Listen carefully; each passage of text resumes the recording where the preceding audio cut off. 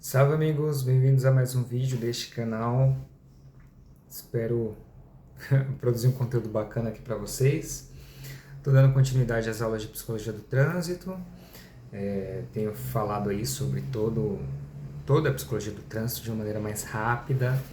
Estou me preparando para uma aula, eu falei, por que não já gravar algumas coisas? Porque eu já treino para a aula e, consequentemente, já deixo um conteúdo para outros alunos de psicologia que possam vir visitar este canal. Espero contribuir. Nos vídeos anteriores eu falei um pouco da psicologia do trânsito e da psicologia no trânsito, né? Associando uma coisa a outra, o desenvolvimento histórico, como se deu aqui no Brasil, alguns teóricos dessa área, o que é importante, porque é importante a gente entender aí do indivíduo no contexto de trânsito dentro da psicologia, porque que a avaliação se é importante. A gente mencionou um pouquinho dos aspectos cognitivos atencionais, funções executivas, personalidade, emoção, e um pouco do papel do psicólogo também, que ele tem é importante ele fazer uma boa avaliação, e nessa avaliação ele coletar informações, fazer uma boa entrevista clínica, aplicar testes, fazer uma análise qualitativa bem profunda, sintetizar os dados ali, fazer uma avaliação completa. E aí, dentro dessa avaliação, eu vou falar um pouco dos testes utilizados no contexto brasileiro. Vou citar aqui o que eu consegui reunir de teste, e aí a gente vai abordar um pouquinho dessa ótica dos testes aí. Acho que é sempre válido destacar, já dando início aqui, né, que quando a gente faz uma avaliação psicológica, a gente costuma usar testes. Os testes, eles não são obrigatórios, mas evidentemente que com o teste eu tenho mais fundamentação, eu tenho mais embasamento nos meus relatórios, nas minhas avaliações. Então, utilizar os testes é muito importante. Mas o teste por si só, ele não bate martelo nenhum. Então, eu posso aplicar lá um teste de atenção, vai levantar índices de atenção, mas eu preciso entender esses índices dentro da entrevista que eu fiz, do contexto em que eu estou. Por isso que é importante a gente ter essa noção. E por que eu falo isso, né? Eu não sei se o aluno que estiver vendo isso vai estar mais para frente ou mais para trás, mas é muito na graduação, enfim, mas é muito comum as pessoas acreditarem que teste psicológico por si só já conclui o que a gente é ali, né? Que a gente só aplica teste. Eu vou lá para aplicação de teste. Não, a gente vai para uma avaliação psicológica. E o teste, ele levanta dados importantes, mas que eles precisam ser entendidos e interpretados dentro de um determinado contexto. E é isso que a gente esclarece. Isso se dá muito por conta dos próprios profissionais também, né? Cada avaliação a gente precisa escolher uma bateria de testes, né? Os testes que a gente vai utilizar de acordo com as necessidades daquela pessoa. E claro, né, com a rotina de trabalho, alguns profissionais, não deveria ser assim, mas eles acabam padronizando os testes que eles usam, sem analisar a necessidade de cada pessoa, porque há vários testes, né? Então, fechando parênteses sobre isso, existem os instrumentos, os testes que a gente utiliza, e aí eles compõem toda essa avaliação, eles ajudam a gente a entender alguns aspectos da atenção, velocidade de processamento, personalidade, impulsividade, a capacidade da pessoa seguir regras, a se adaptar às normas e assim por diante. Então, um dos testes mais utilizados aí dentro do contexto de trânsito são testes de atenção. Era muito comum a utilização do TEACO, é um teste chamado Teste de Atenção Concentrada, TEACO-FF, né? Ele é um instrumento voltado à avaliação da nossa atenção concentrada para investigar aí o quanto a gente consegue manter o foco, a velocidade ali de perceber as coisas, resistência à distração, que é uma grande dificuldade, né, aí para quem tem uma baixa atenção. Então era muito utilizado esse teste em contexto de trânsito. Pelo que eu pesquisei aqui, ele está desfavorável no SATEPS, que é um site. Na verdade, ele faz parte aí do Conselho de Psicologia, um grupo que ajuda a gente a entender se os testes, na verdade, eles determinam se o teste está favorável ou não. Se não estiver favorável, o psicólogo ele teoricamente não pode usar. Eu acredito que muitos profissionais utilizam de modo qualitativo, né? Mas ainda assim não é recomendado utilizar um teste que não está mais favorável, porque ele precisa de uma atualização científica. Esse teste é um deles, né? Não só ele, mas o TADI, né? Algumas pessoas falam TADI, tem outros que falam TAD, mas é um teste de atenção, é um teste de atenção alternada, dividida e alternada, né? O TAD e o TALT, que são testes também que avaliam essas habilidades de atenção dividida e alternada, mas que também estão com os estudos de normatização vencidos. Eram testes extremamente populares no contexto brasileiro que, por hora, seguem carecendo de atualizações para a gente continuar utilizando. Eu já fiz algumas avaliações voltadas para o trânsito, mas faz um certo tempo. Então eu não sei como está o cenário hoje dos instrumentos mais utilizados, né? O que eu sei de testes que nos ajuda a compreender elementos da atenção é o BPA, que é um teste bem popular. Tem um teste de atenção por cancelamento, que é um teste mais livre assim, mas não sei se ele costuma ser tão utilizado assim. Eu utilizo mais no contexto infantil. Tem o D2R, que é um teste muito bom de atenção. O FDT, que ele ajuda a gente a compreender funções executivas, e aí a gente consegue, observando a aplicação ali, os dados, o que a gente observa clinicamente, a gente consegue entender do quão o paciente tem habilidades de atenção alternada, sustentada, dividida, flexibilidade cognitiva. E tem o TAVS, que é um outro teste muito importante, né? São testes que dá para a gente utilizar para entender um pouco mais das capacidades atencionais da pessoa que a gente está avaliando, e não só atencionais, de sustentar a atenção numa coisa só. Capacidade de flexibilidade, capacidade de mudança rápida de foco, capacidade de trabalhar com vários estímulos ao mesmo tempo. Então esses testes contribuem para a gente entender como que aquela pessoa consegue ali nesse contexto. Esses testes, o que acontece, né? Esses testes são preço, né? São testes caros. Então, não sei se esses testes têm sido utilizados num contexto de avaliação psicotécnica, né? Como a gente popularmente chama.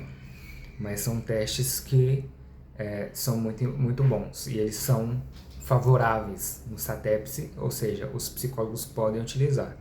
E aí, se você for estudante de psicologia, aluno, enfim, quando você passar a trabalhar, né, enfim, se tornar um avaliador, hein, acho que todo mundo tem que saber disso.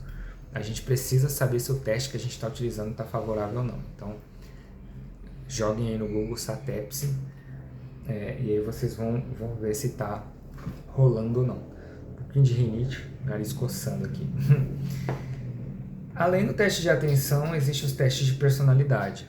Um teste de personalidade extremamente famoso aí no contexto de avaliação no trânsito é o paulográfico. É um teste bem tradicional, e ele é legal porque ele traz muitas informações. É um teste projetivo, e aí ele nos fornece indicadores de produtividade, ritmo, impulsividade, organização, estabilidade emocional, adaptação ao trabalho repetitivo, controle comportamental.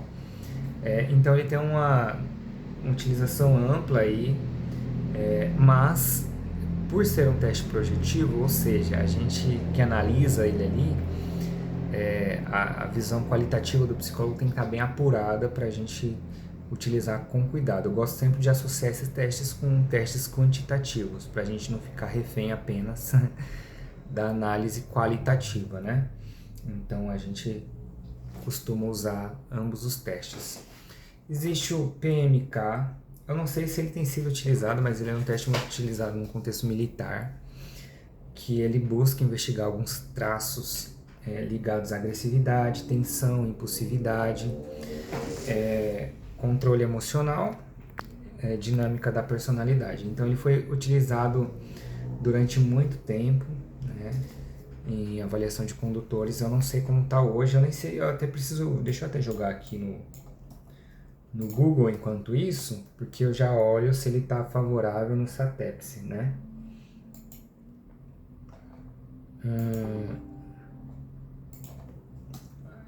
SATEPS. Vamos ver. É um teste favorável.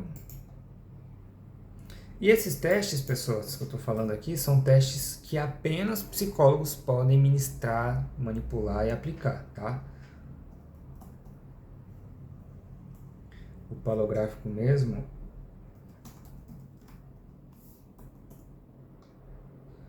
O palográfico é um teste restrito a psicólogos também, todos esses testes. Infelizmente, muita gente acha que é uma avaliação como se fosse uma avaliação de matemática, você vai passar ou não. Então, às vezes a pessoa, enfim, não realiza bem o teste, a gente percebe que ela tem questões de atenção, atencionais ali, a gente reprova, significa que a gente precisa cuidar, de repente, uma reabilitação, um cuidado específico com as funções cognitivas dessa pessoa. Mas a gente vê, se você jogar no YouTube, um mar de gente falando de como passar e tal. E não é assim que funciona. Não deveria ser assim, né? A ideia de você fazer uma avaliação psicológica é você não se enganar. Se você fez uma avaliação psicológica para trânsito e os indicadores ali deu que você não está apto, confie nos indicadores. Busque uma ajuda, uma reabilitação, porque são testes sérios. Eles precisam ali, a gente precisa confiar nesses testes, eles são instrumentos, é igual você fazer, sei lá, um exame de sangue, dá lá que seu colesterol está nas alturas, e você não faz nenhuma mudança na vida, volta lá, vai dar que o colesterol está alto ainda. Então cuidem, a mesma coisa se dá com questões de saúde mental, diabetes, você vai lá, mede a diabetes, não toma uma medicação, não faz nenhum tipo de dieta tal, e faz outra avaliação torcendo para diminuir. Pode até acontecer, porque a gente está suscetível a mudanças ambientais, né? A mesma coisa com relação à atenção. Uma coisa é avaliar a atenção de uma pessoa que dormiu bem, que tem uma boa alimentação, que tem tempo de lazer, de descanso, um trabalho satisfatório. Outra coisa é analisar a atenção de uma pessoa que pega vários ônibus no dia, que trabalha longe. Esses fatores influenciam, eles entram na avaliação. A gente precisa entender o contexto de vida, o momento daquele paciente. A gente precisa ter essa sensibilidade, né? Então, a mesma coisa se dá com isso. As pessoas, elas querem passar no teste como se fosse uma prova a mais, e não é. Na verdade, é uma avaliação que vai trazer indicadores de personalidade, atencionais, de inteligência. Então, é importante a gente realizá-los de maneira adequada, né? Existem outros testes. Deixa eu ver esse aqui, que eu vi aqui no meu rascunho. Se ele tem um teste chamado R1, que é um teste de inteligência não verbal, que ele é muito utilizado para a gente nas avaliações. É um teste que ele vai avaliar nossa inteligência fluida. Nós temos vários tipos de inteligência, né? Ou melhor, a nossa inteligência, ela se dá em vários contextos. Então, tem a pessoa que ela é mais hábil com música, tem uma pessoa que é mais hábil dirigindo, tem uma pessoa que é mais hábil desenhando, tem uma pessoa que é mais hábil conversando, expondo ideias. Nossa inteligência, ela tem várias camadas, ela não é uma coisa só. Mas existe o fator G, que é a nossa inteligência fluida, a inteligência meio que geral. Bem a grosso modo, gente. Precisa entender, aprofundar para a gente entender isso, né? Então, esse teste, ele avalia essa capacidade de fator G, inteligência fluida, de abstrair significado de situações. É a inteligência que todos nós, né, pessoas típicas e até pessoas não típicas, pessoas com desenvolvimento atípico, podem ter aí e tudo mais. E não dá pra gente fazer uma avaliação da inteligência muito profunda por uma questão de tempo e de valores num contexto de trânsito. Então, esse teste cai bem para a gente avaliar a inteligência geral. E é um teste bem clássico também. Eu não sei se ele segue o mesmo nome do que está aqui, mas é um teste muito semelhante. Tem um teste chamado Matrizes Progressivas de Heaven. É um teste tanto, tem um infantil, tem um adulto, que ele, no contexto de trânsito, consequentemente, é com o teste adulto, para a gente entender raciocínio lógico, relacionar coisas distintas, né, resolver problemas e assim por diante. São testes bem importantes, mas o R1, acredito que... eu acho que o R dele já vem de Raven, se não me engano, mas eu não tenho certeza. Eu acho que se são testes similares ou tem... Né, são testes, é o mesmo teste, o R1. Ele é baseado no modelo das matrizes progressivas de Heaven. Então, ele é um teste muito comum aí também quando a gente vai avaliar inteligência. Esses são os principais testes. Eles são muito bons. E aí, torno a dizer algo muito importante. Eles não respondem muita coisa por si só. Os testes, eles precisam dessa entrevista clínica, a gente precisa olhar para a pessoa e entender um pouco ali. Não inferir. O que significa inferir? A pessoa está curvada é porque ela é introvertida. Não, isso é uma inferência. Eu acho isso, mas eu não tenho base para dizer isso. Então, a pessoa, ela, desde que entrou na sala, deu para perceber, ela atenta ao celular, olhando para a parede, olhando para a porta. Na hora de realizar o teste, realizou adequadamente, mas tirou dúvidas durante a aplicação, dispersou, errou, enfim. A gente faz todo um levantamento de dados e, com base no que a gente observou, sugere-se que a pessoa tenha dificuldades atencionais ou indica-se que a pessoa não apresenta dificuldades nenhuma. A gente faz todo um levantamento e o teste, as pessoas valorizam muito o teste, ele é muito importante, mas ele é importante dentro desse contexto, né? Então, a gente precisa entender a postura, o comportamento da pessoa, como ela verbaliza e se comunica, o nível de crítica da pessoa, se ela é uma pessoa questionadora, se ela é muito passiva ali no processo. Tudo isso vai dar elementos para a gente sugerir algo, embasado, né? Não algo da nossa cabeça. Então, a gente precisa ter essa capacidade de fazer essa avaliação, que é o nosso trabalho, né?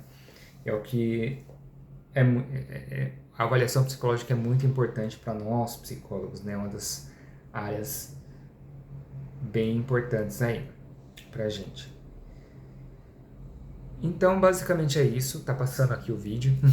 Esses são os principais testes que eu consegui fazer um levantamento. Se faltou algum, podem me falar aí que eu comento sobre ele aqui para trazer conhecimento. Eu tenho muitos testes aqui no meu consultório também, então dá para trazer um pouco mais. Espero que a aula tenha sido proveitosa e nos vemos nas próximas aulas. Eu acredito que eu ainda vou fazer mais uma aulinha sobre psicologia do trânsito para complementar as informações, mas o principal já foi. Talvez eu faça algo mais sobre o palográfico nos próximos vídeos aí, tá bom?